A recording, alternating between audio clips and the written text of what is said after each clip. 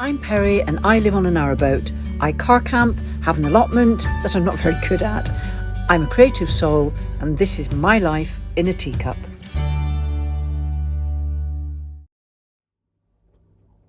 Good afternoon, peeps.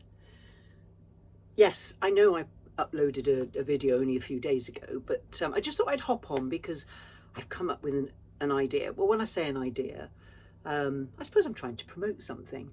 I'll be honest, let's be honest. In lockdown, like a lot of people, that seems so long ago. Sometimes it seems like it never happened. I know for some people it did and it was terrible, you know, but it's a time that was, anyway. Yeah, so like a lot of people, I taught myself lots of crafts, and other people did as well. You know, they were sort of teaching themselves things, and some people made businesses out of them, and some people sort of went back to work. But I taught myself to weave and did it as a bit of a, I don't know, I made a scarf and was really pleased with it, and I just posted it on Facebook. Well, I remember this next thing, I get a message from this guy saying, how much is the scarf? And I'm like, now there's an idea. So I started weaving. So I taught myself to make scarves, wraps, throws, and I also make cushion covers, but they are very, very simple, the cushion covers. And I have made a bag. Wasn't that successful, but you know, it was okay. I didn't do anything with it. I just kept it. And yeah, I've also made runners for beds as well, you know, that sort of go over the bed. Now, I've got two looms and they're called header looms. One is a small one and it's a tabletop loom, and that's what I do my scarves on. And then I've got a larger one that's about 80-90 centimeters wide. But again, because of the boat and the restriction in space, when I'm warping the loom, which is when you actually, you know, put the wool on and start to warp it, I've only got a finite space that I can use, and if I get it too long it just gets all a bit of a mess. So the longest one I can do is about 230 and the widest I can do is 80 centimeters, and I'm thinking of relaunching it now. It's called Gillyflower the Narrowboat Weaver. I've done all sorts, and I'm going to attach a little video alongside this that I've sort of made up. It's made up of bits of video and pictures of the work that I've done. And for those that have got to know me through this, and you'll know because I talk about this, the reason I stopped it was I just got bored. So for my subscribers, oh, and by the way, talking of subscribers, the last time I looked, which was a couple of days ago, I've got 500, in fact, I think there might be a few more, but the last figure was 525 subscribers. Thank you so much. I'm like really chuffed. So thank you so much for subscribing, and I hope you continue to enjoy my babbles. And for those that don't subscribe, why not? Yeah, so I'm going to relaunch it, and I say it's Gillyflower the Narrowboat Weaver. The pictures that I'm going to put alongside in the little sort of video that I've made is pictures of all the work that I've done that have all gone out to clients and customers. And one of the items, it's a throw. And again, if you're one of my subscribers and you've watched most of my videos, I haven't mentioned this before. The throw itself, I think, is orange, cream and grey, if I remember rightly. And we have an area on this canal called Purton. And at Purton, there's what's known as the Purton Hulks, or the boat graveyard. And it's where, way back, they beached a lot of big ships and boats, mainly to protect the bank from collapsing. So protect the canal from the River Severn, because we're right along the River Severn here. And it does breach sometimes, and, you know, there's been flooding in the past and that sort of thing, the mighty River Severn. And all of these boats, I mean, some of them, they're just a little bit poking out, but there's a name on every single boat and a little bit of history. I mean, if ever you're down this way, you've got to go and see it. And you can sit and have a picnic and all sorts. And there's stories about it at the beginning of the trail. And you can walk along the canal as well. And the one that I draped this throw over was wooden. I mean, there's even a couple of concrete boats down there. I mean, it's incredible that a boat would be made out of concrete. But yeah, so there's this wooden boat, the relic of a wooden boat, and I draped this throw, and I have mentioned this before. And after I draped it and took the photograph, because I usually style my photographs a little bit, I thought it looked like a model, like a model sort of draping on a chair or something. Anyway, a magazine called Waterways World, very up in the waterways world itself.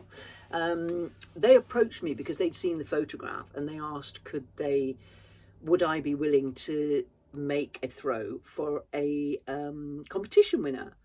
I was like, oh my God. And that picture, I believe, went on the front of their magazine. If it didn't go on the front, it went inside alongside the details of the competition.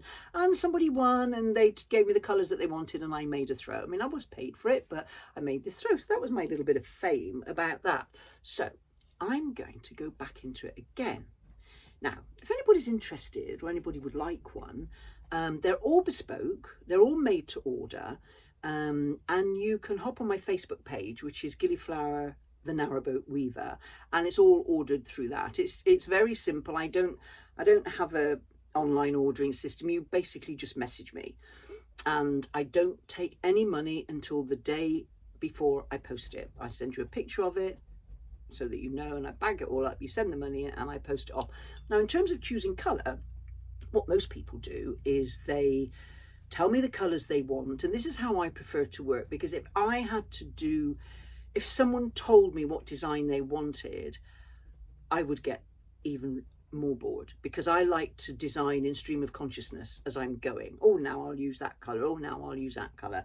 And this is the sort of thing I do, and I have showed you before. So this is mine. It's very tatty, it's very old, but I made this for myself. And it's just, as you can see, a very, very simple weave pattern. Each one is different. They're not alike at all, and you'll notice that. But they're all this very, very simple weave. And as I said, the idea is, it goes a bit of a bit bigger block there. I was stuttering a bit there. Yeah. So very simple weave. The client tells me the colours they want. I put the colours together in a little basket, and I send it over to them. Take a photograph, ping it over, and if you approve the colours, then off I go. And like I said, I do the design. And touch wood, I've never had anybody in the hundreds that I made back then ever come back and say, I'm sorry, I don't like it. I don't like the way you've done it. So I'm going to put this up on Facebook as well for my Narrowboat Weaver people that still follow me, which is lovely. And yeah, if anybody's interested, then let me know. So that's what I'm up to. I only decided in the last couple of days, and really it was down to my friend Kath, because we were chatting, and I thought, I need to sort of put a bit more money in the coffers. And Kath said, hello Kath. Kath said to me, hey lazy bugger, why don't you start your weaving again? And I am beginning to fall in love with it again. The more I think about it, I am sort of thinking, oh yeah, I did enjoy it. Yeah, let's get back and do it. Let's be creative again. The other thing I've got, I mean, this is terrible really. A couple of years ago, I bought an e-spinner. I'll say about 18 months ago. And you probably know what it is, but instead of it being an old-fashioned spinning wheel, it's only about that big. And it's just like a big spindle that goes round and round and round, and you sort of feed it on. And I can plug it into my 240 on board, well, through the inverter, or I can plug it into the 12 volt. It's got dual electrics. And I haven't taught myself to use it yet. I mean, I paid a lot of money for it, and I haven't taught myself to use it, but I am going to teach myself to use it. I'm promising myself. I have tried, and I've sort of done okay. I haven't got anything close by. Maybe I'll show you next time.